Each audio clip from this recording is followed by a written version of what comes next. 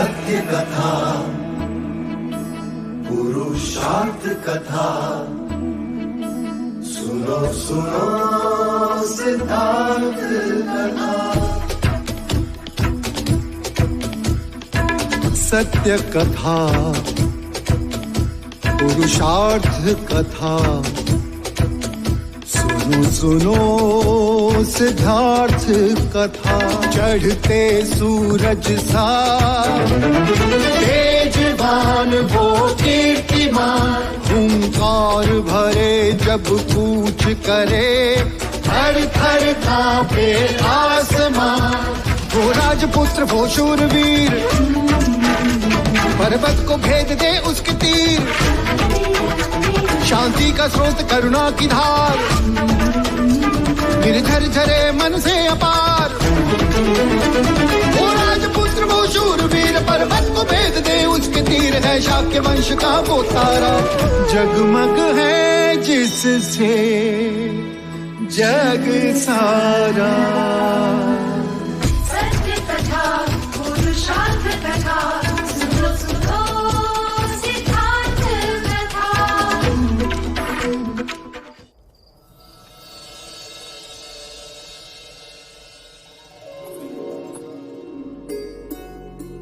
आज मानो लग रहा है कि यज्ञ सफल हुआ। आज कपिल वस्तु की आंखों में मैंने भावी सम्राट की छवि देख ली। प्रजा तथास्तु। सच, आज का दिन बहुत ही शुभ है। सिद्धार्थ ने अपनी क्षत्रियता का प्रमाण दे दिया और 10 वर्ष पश्चात यशोधरा को देख के मन प्रसन्न हो गया। हाँ प्रजा, परंतु चिंता इस बात की है कि देवदाह लौटने के पश्चात राजा दंडपानी उसके साथ कैसा व्यवहार करेंगे। बिना उनकी आज्ञा लिए यहाँ जो आई है। कुछ नहीं होगा। पिता कितना भी कठोर हो, पुत्री के आगे झुक ही जाता है। क्यों? क्योंकि वो जानता है पुत्री पिता के यहाँ अतिथि होती है।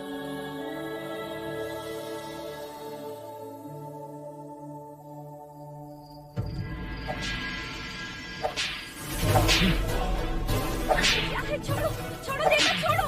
ये क्या है? छोड़ो, छोड़ो देवदत्त, छोड़ो। ये क्या कर रही है? ये सब क्या है देवदत्त? एक पराजित योद्धा को दंड दे रहा हूँ। अपने मरते हुए अहंकार को जीवित रखने का प्रयत्न कर रहा हूँ। निराश न हो देवदत्त, और ये कोई अंतिम प्रतियोगिता नहीं है।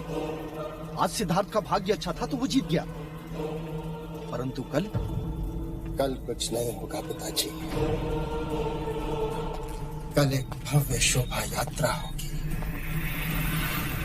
सब कुमारों के साथ मैं भी अश्व पर होऊंगा और रथ पे सवार होंगे युवराज सिद्धार्थ गौतम, और सब तरफ मेरी पराजय का शंखनाद होगा और कुछ नहीं।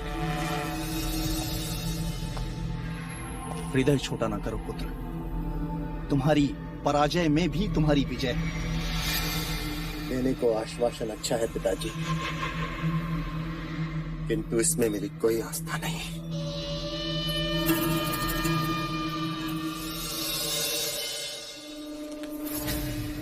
इस पर तो है, महाराज ने दिया है, तुम्हारे लिए है।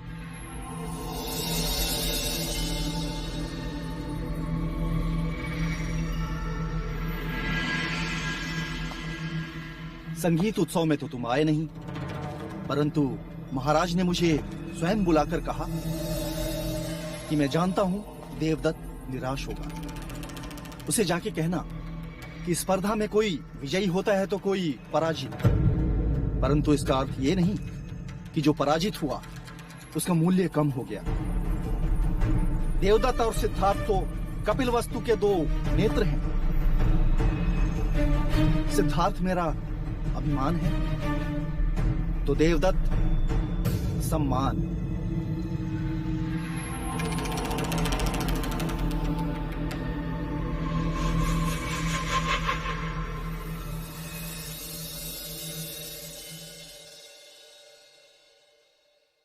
मुझे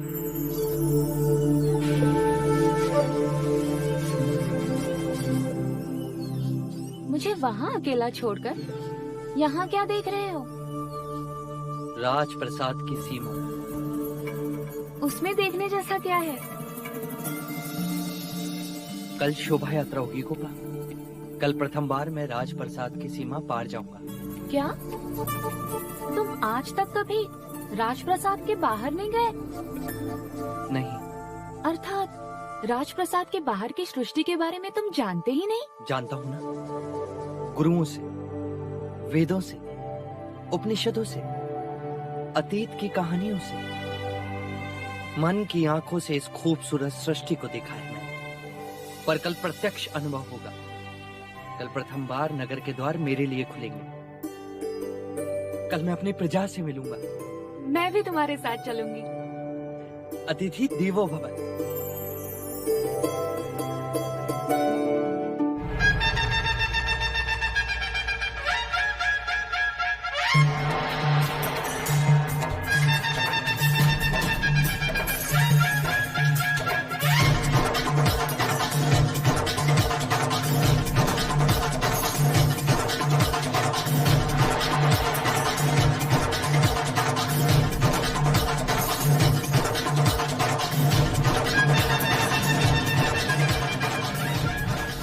पूरी सावधानी रखी है ना महामंत्री? जी महाराज। युवराज सिद्धार्थ जिस मार्ग से यात्रा करेंगे वहाँ चारों ओर सुगंधित फूल, हंसते चेहरे और प्रसन्नता का संगीत होगा। चारों ओर युवा जगत ही दिखेगा। ऐसा कुछ नहीं होगा जिससे उन्हें दुख पहुंचे।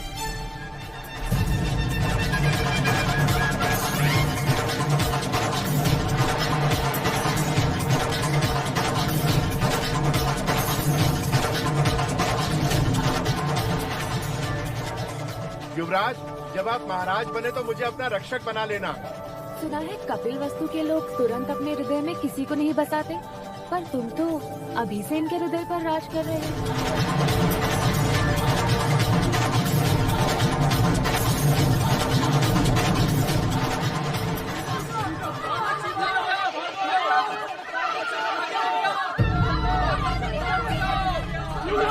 युवराज बचाओ, युवराज बचाओ, युवराज। क्या हुआ, क्यों चिल्ला रहे हो? राजा, हमारी बच्ची को चीता उठा कर ले गया।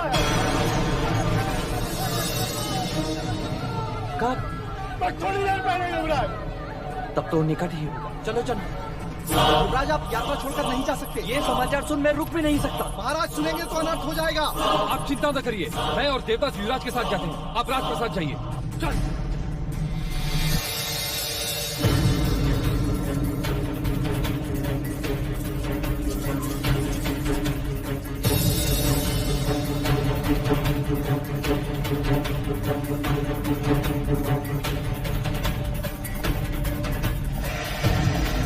क्या चीते यहाँ अधिकांश देखे जाते हैं? नहीं युवराज, कुछ ही दिन हुए जंगल में आग लगी थी, तब चीते बस्ती की ओर आ गए।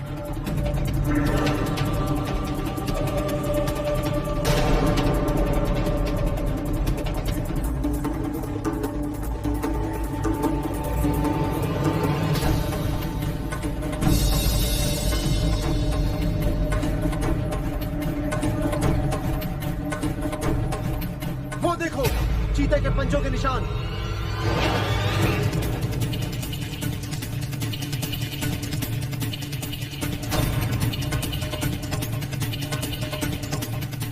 पंजों के चिन्ह पूरब दिशा की ओर जा रहे हैं। चलो। चीता अपने आखेट को दूर तक नहीं ले जा सकता, वो यही कहीं होगा। केवल एक बार दिखाई दे जाए, जीवित नहीं छोड़ूंगा उसे। नहीं देख, तुम उसकी हत्या नहीं करो, हम उसे जीवित पकड़ेंगे।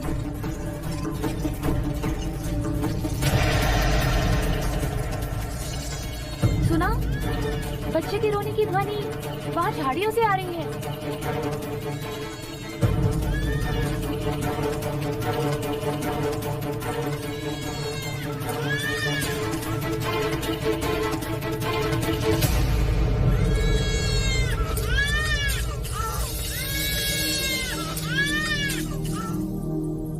ये तो चमत्कार हो गया, बालक जीवित है।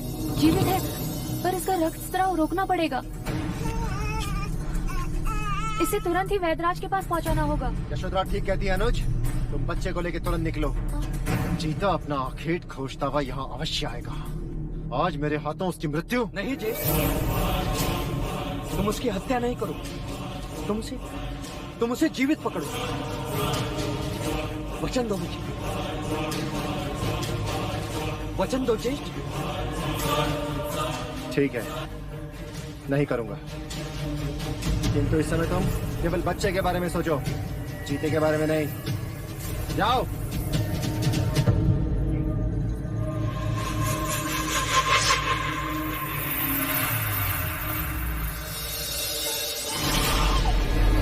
वैदराज को बुलाइए।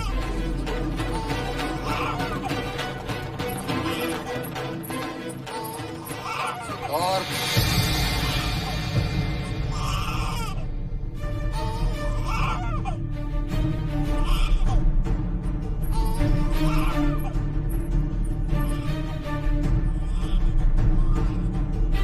तुम्हें इस बच्चे को यहाँ लाने की कोई आवश्यकता नहीं थी। किसी सैनिक के हाथों भेज दिया होता। बच्चे को घायल देख मैं अपने आप को रोक ना सका पिताजी। परंतु लोग क्या कहेंगे? प्रजा एक पराक्रमी राजा चाहती है, दयावान नहीं। प्रथम तो तुम्हें शोभा यात्रा छोड़कर जाना नहीं चाहिए था। यदि गए तो चीते के अखेट पर जाए। इस बच्चे को यहाँ लाने की क्या आवश्यकता थी? एक भावी सम्राट को हर शख्स अपनी छवि का ध्यान रखना चाहिए। युवराज। प्रणाम महाराज।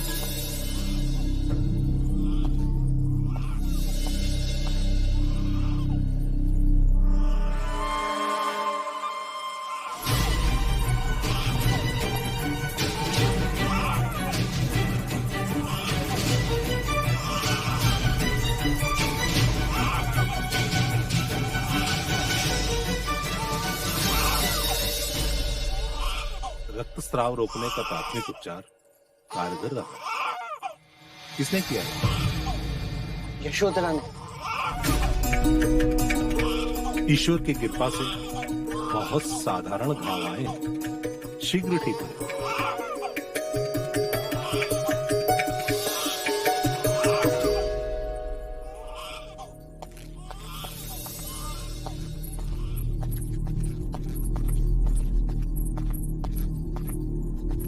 हमारे पुत्र ने एक बच्चे के प्राण बचा लिए थे, परंतु एक शूरवीर कहलाने का अवसर खो दिया।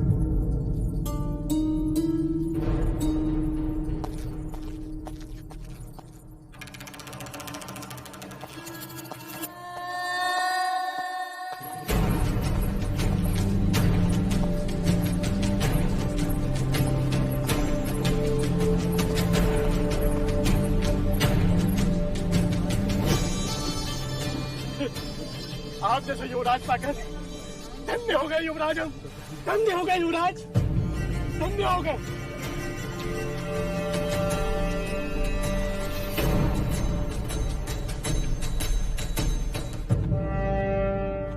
युवराज की, युवराज की, युवराज की, युवराज की, युवराज की, युवराज की, युवराज की। पूरा राजप्रसाद आपके पुत्र के जय घोष से गूंज रहा है देव। सम्राट में करुणा नहीं होनी चाहिए प्रजापति। सत्ता वही रहती है जहाँ भय होता है। मैं मानता हूँ कि आयु के साथ साथ विचार भी बदलते हैं, परंतु आंखों में अपने पिता के प्रति स्नेह घटता है, ये कभी नहीं सुना था। सिद्धार्थ,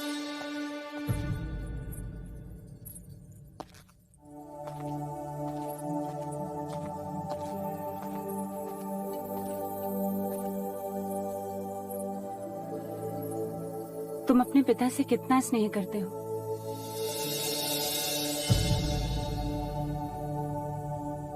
जितना एक पुत्र अपने पिता से करता है।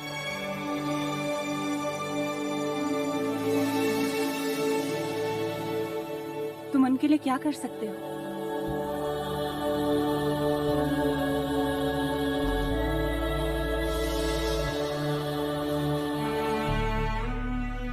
अगर वो कहें तो भी इन चरणों पर अपने प्राणों को त्याग सकता हूं।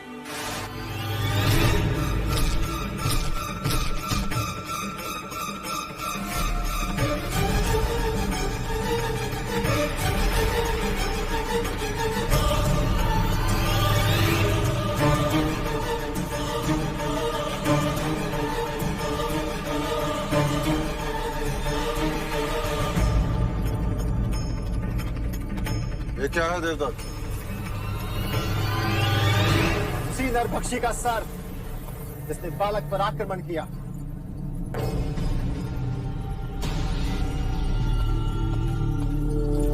ये तुमने क्या किया जिष्ट? तुमने मुझे वचन दिया था ना कि तुम इसकी हत्या नहीं करोगे।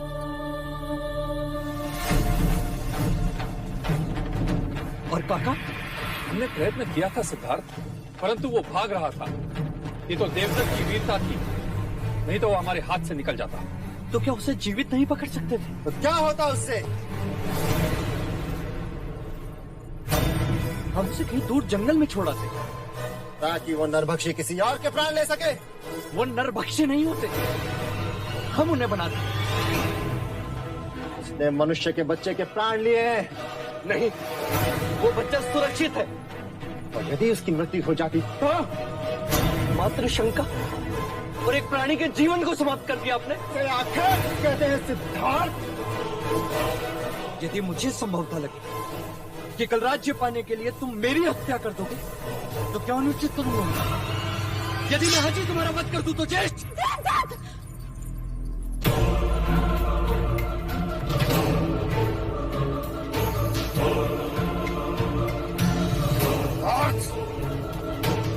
अपने ज्येष्ठा से ऐसे बात नहीं करते। तलवार फेंक दो।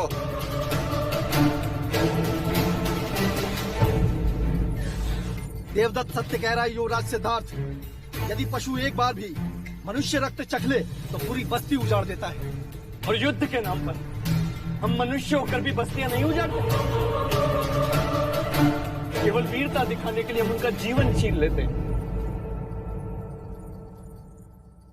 परीक्षा हमारी और प्राण गंवाए वो हमारे लिए आखेट का आनंद और उनके लिए जीवन का अंत। क्या यह अन्याय नहीं? नहीं, मेरे देवदत्त ने कोई अन्याय नहीं किया।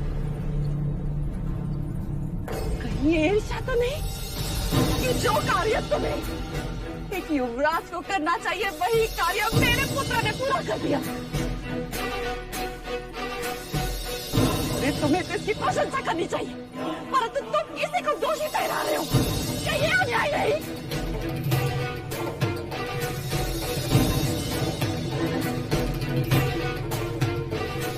और तलवार फेंक दो यहाँ से, अभी के अभी चले जाओ।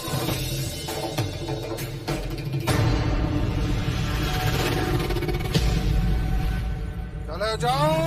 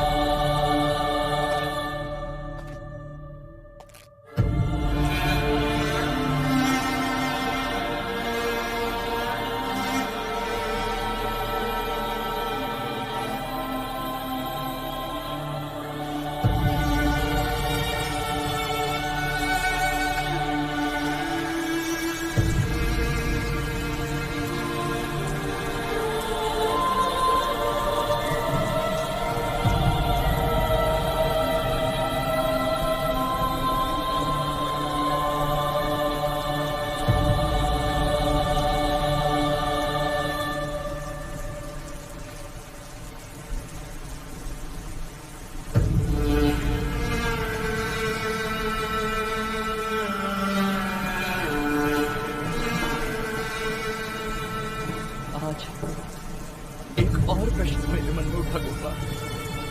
कौन हूं मैं और यहाँ क्यों हूं?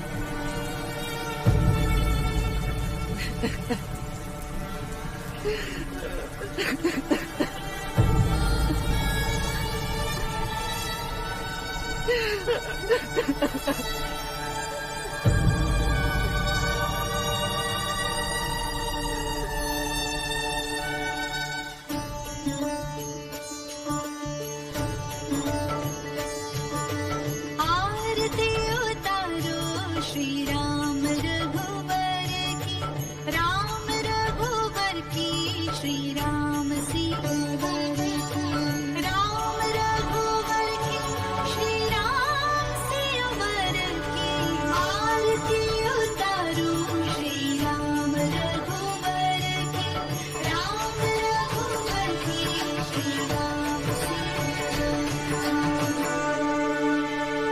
बोलो सियावर रामचंद्र की जय।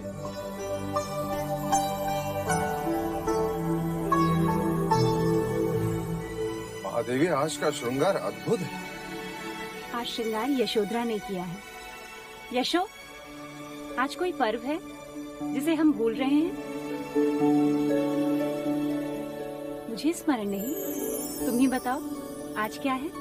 आज मैं अपने घर देवदा लौट रही हूँ बुआ।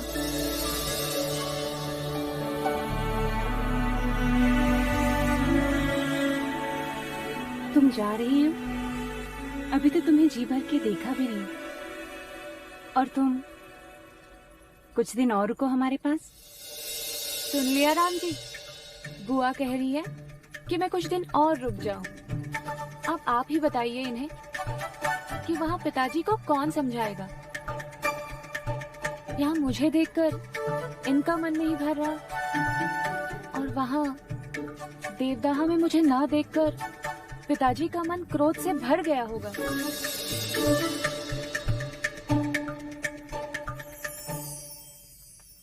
हम सभी यहाँ हैं। सिद्धार्थ कहाँ है? महादेवी, मैं गई थी उन्हें बुलाने, परंतु वो अपने कक्ष में नहीं है। मैंने राजप्रसाद में भी सब जगह उन्हें देखा, परंतु राजप्रसाद में नहीं है। तो फिर कहाँ है? कल रात वो प्रणाम करने भी मेरे कक्ष में नहीं आए। अनुज, आप चिंता न करें महादेवी, मैं अभी युवराज को ढूंढ लाता हूँ। हाँ हाँ महादेवी, आप चिंता न करें, युवराज मिल जाए। शयन कक्ष में ना हो तो आश्रम की कुटिया में होगी, या फिर राज परिषद के छत पर हो सकते हैं, अथवा तालाब किनारे। नहीं नहीं नहीं, चन्ना के साथ अश्वशाला में बैठे, अथवा आचार्य कौंडिन्य के साथ ज्ञान गोष्ठी में बैठे हूँ। कल तो युवराज ने बड़ी ठिठोली की जब आचार्य अश्वपाल ने उनसे राजनीति सीखने की बात की, तो कहने लगे स्वार्थ के पाखंडी खेल का नाम है राजनीति।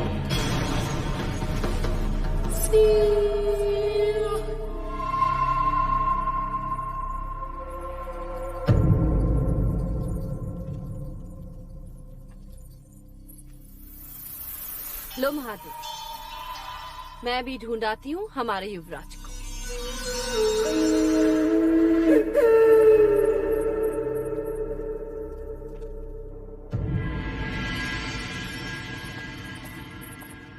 युवराज मिले?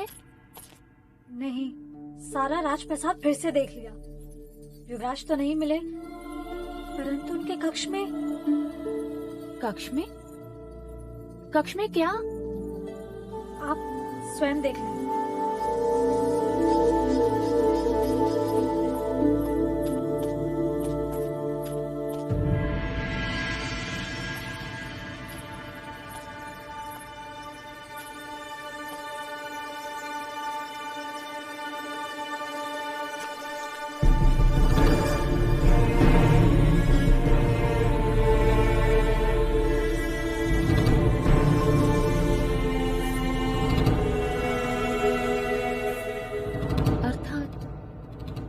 तक उस जीव की पीड़ा को भूल नहीं पाए।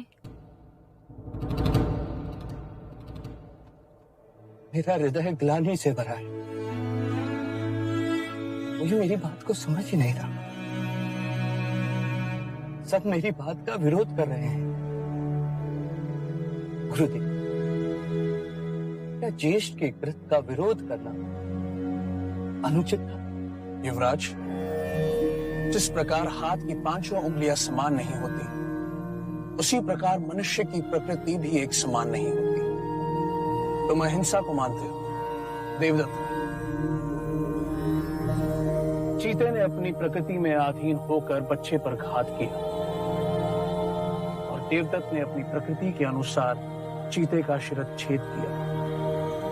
तुमने अपनी प्रकृति के वश में होकर बच्चे के प्राण बचाए। जो कर सकते थे वो तुमने किया। इसमें ग्लानि से पीड़ित मत हो सिद्धार्थ। गुरुवर, मुझे इस ग्लानि से मुक्ति चाहिए। इस पीड़ा से कोई मुक्ति नहीं? मुक्ति है। पशुओं की प्रकृति उनके प्राण के साथ जाती है, परंतु मनुष्य चाहे तो अपनी प्रकृति बदल सकता है। वो हिंसक से अहिंसक बन सकता है। वो स्वयं पर संयम पा सकता है, जो पशु नहीं कर सकते। गुरुदेव, आप ही कोई उपाय सुझाइए। अपने मन को शांत करो। ध्यान में बैठकर अपने विचारों पर, अपनी भावनाओं पर संयम पाने का प्रयत्न करो। शांत मन मनुष्य के प्रत्येक समस्या का चिकित्सक होता है। तुम्हें अपने आप मुक्ति मिलेगी।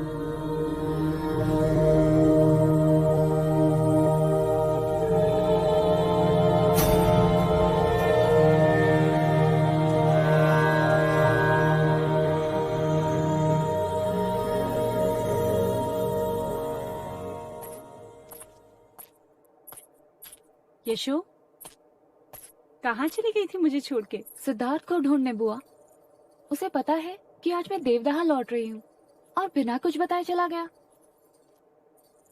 पिताजी से विरोध कर मैं उसकी परीक्षा में उसका उत्साह बढ़ाने चली आई, और वो है कि यदि वो युवराज है तो मैं भी राजकुमारी हूँ। अब जब तक वो मुझे देवदाह लेने नहीं आएगा, मैं भी कपिलवस्तु नहीं आऊंगी। आने दे सिद्धार्थ, आज मैं तेरी ओर से उसे डांटूंगी। फिर तो ठीक है ना? नहीं बुआ, जब वो आए उसे मेरी तरफ से बहुत प्रेम देना।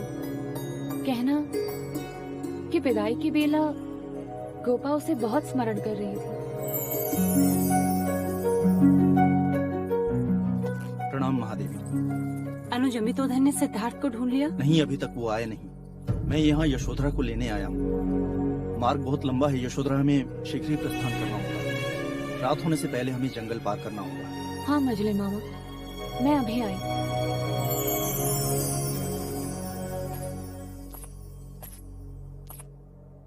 अनुज,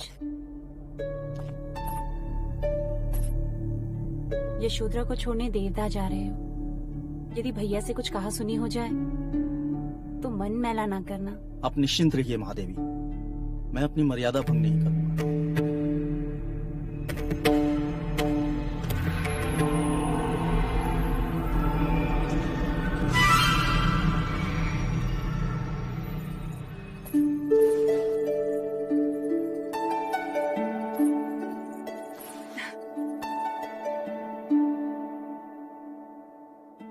अमिता दीदी से कहना, उनकी हंसी आज भी कपिलवस्तु में गूंज रही। मेरी तरफ से उन्हें खूब हंसाना।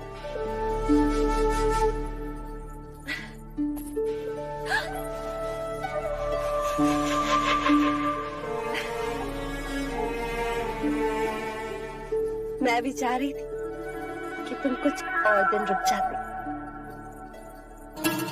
फिर देवदत्त तुम्हें देवता छोड़ा था, कह भी रहा था अभी तक तुम्हें यशोधरा से ठीक से मिला भी नहीं। अति शीघ्र आओ।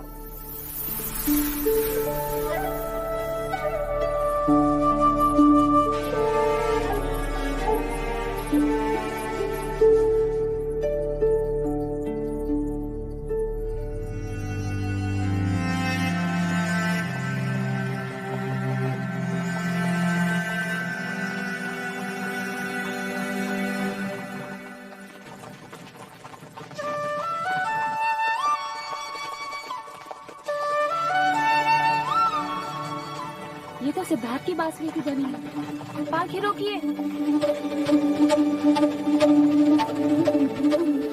मछली मामा, लगता है सिद्धार्थ यहीं कहीं है। मैं उसे मिलकर अभी आती हूँ।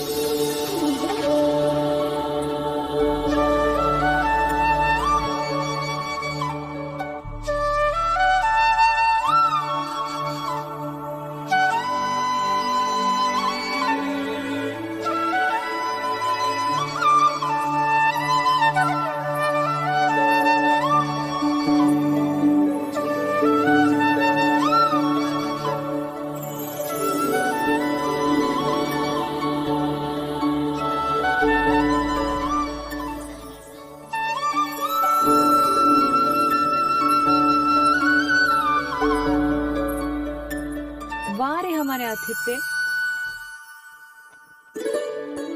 गोपा, तुम यहाँ? और यही प्रश्न मैं करूं, तुम यहाँ तो? वहाँ राजप्रसाद में सब तुम्हें ढूंढ रहे और तुम हो कि माना कि कोई डांटे तो बुरा लगता है, पर इसका अर्थ ये नहीं कि तुम सबसे रूठकर इस तरह वन प्राणी बन जाओ। ठीक है, मुझसे नहीं मिलना तो ना मिलो, वैसे भी मैं जा रही हूँ। 10 वर्षों के पश्चात आई हो, 10 दिन भी नहीं रुकोगी? रुक भी जाऊं तो करूंगी क्या? राजप्रसाद में तुम्हें ढूंढती फिरूंगी, और क्या करूंगी? मैं भी वही कर रहा हूँ। क्या? तुम किसे ढूंढ रहे हो? स्वयं को। लोग ईश्वर को ढूंढते हैं, और तुम स्वयं को? हाँ। यदि किसी दिन मुझे ईश्वर मिल गए और उन्होंने कहा, कौन हो तुम? तो क्या कहूंगा मैं, जब मैं स्वयं को नहीं जानता? तो जान लो, देख लो, मिल लो मेरी आंखों में स्वयं से।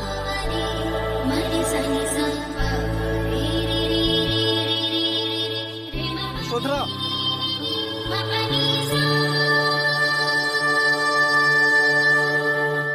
तुम्हारे जाने का समय हो गया गोपा।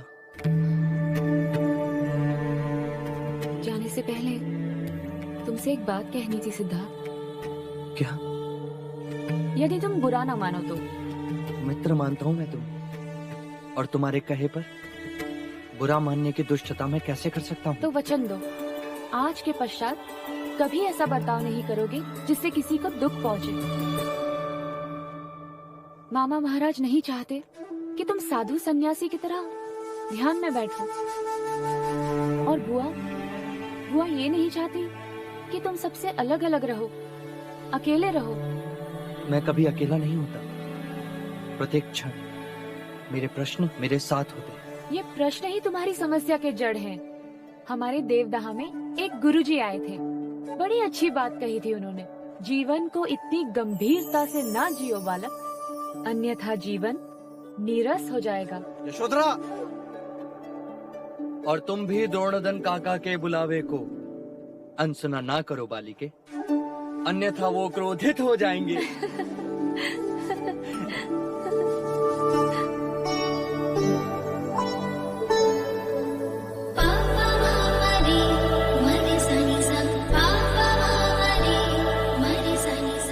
फिर कब आओगी गोपा? जब तुम मुझे देवदाह लेने आओगे। जानती हो तुम, नगर के द्वार मेरे लिए नहीं खुलते गोपा। जानते हो तुम, समय के सामने किसी की नहीं चलती। तो प्रतीक्षा रहेगी समय की शाख पर उस घड़ी के उगने की। जाते जाते एक और बात कहनी थी सिद्धार्थ। जा रही हो तुम? हाँ, वो तो है। कहूं?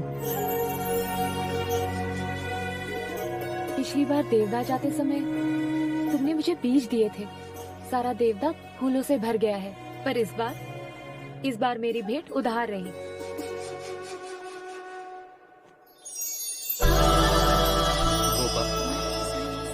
आचार्य कौंडिन्य कहते हैं जिस समय का कार्य उसी समय कर लेना चाहिए, अन्यथा। इस समय यहाँ क्या भेंट दोगे मुझे?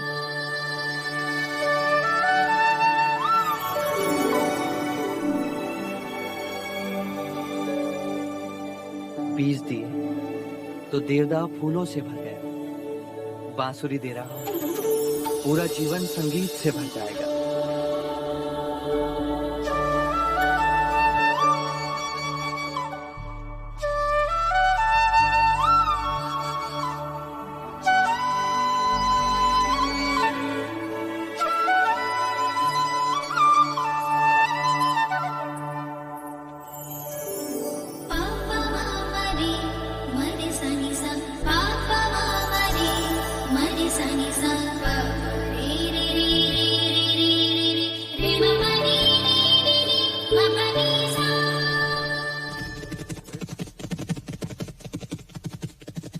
युवराज,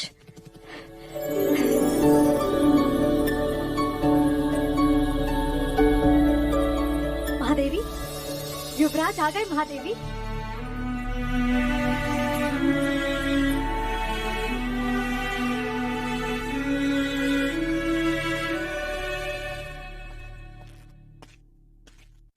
सिद्धार्थ,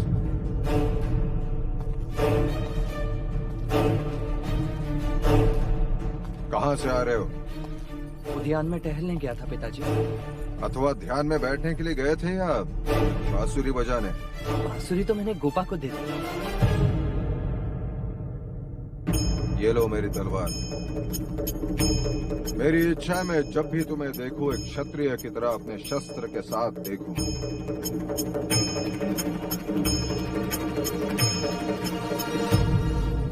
इसका भार मैं नहीं उठा सकता। ये मत भूलो कि तुम एक क्षत्रिय हो। स्मरण है मुझे, मैं मनुष्य हूँ।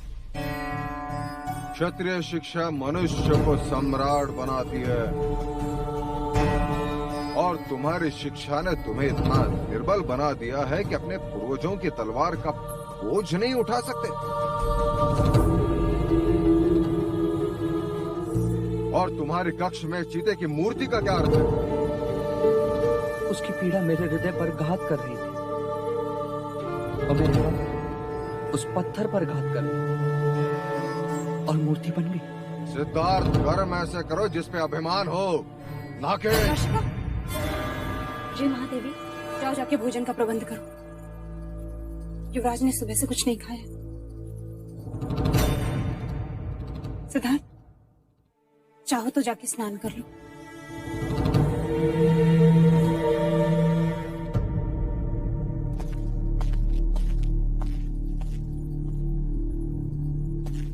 भाई महाराज, मैं कई दिनों से निरीक्षण कर रहा हूं। सिद्धार्थ की आचार्य कौंडिन्य के साथ घनिष्ठता बढ़ती जा रही है। ये उनकी संगत और शिक्षा का ही परिणाम है कि युवराज ध्यान के प्रति आकर्षित हो रहे हैं।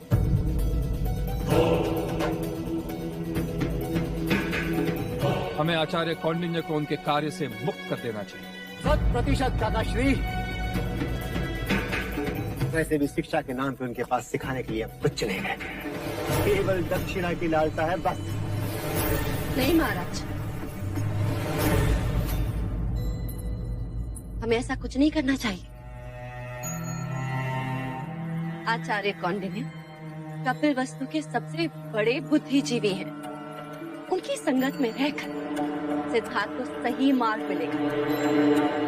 उनके ज्ञान से हमें सिद्धार्थ को वंचित नहीं रखना चाहिए।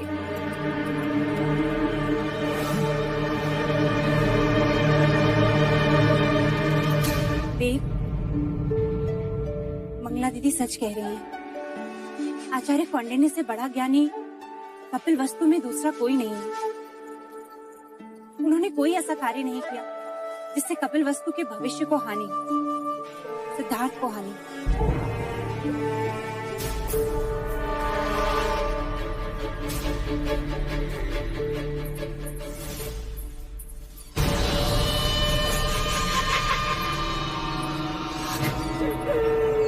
देवदत्त, आपको क्या आवश्यकता थी मजलिका की बात का विरोध करने की मां?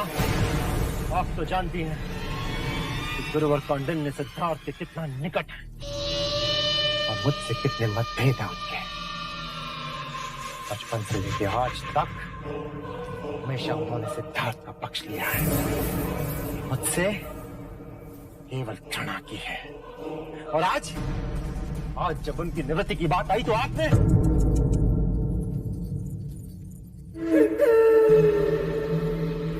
तुम तो अपने पिता की तरह ही सोचते समय आंखें छोटी कर लेते, आंखें बड़ी करके सोचो पुत्र, दूर तक दिखाई देगा।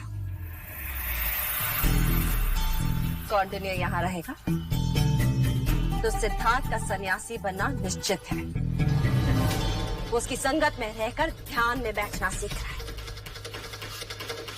और ध्यान में बैठने वाला सन्यासी ही बनता है, राजा नहीं।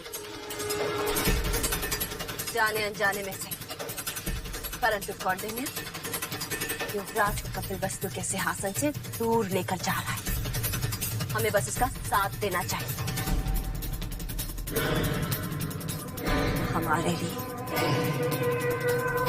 तुम्हारा कपिलवस्तु का सम्राट बनने का स्वप्न पूरा करेगा।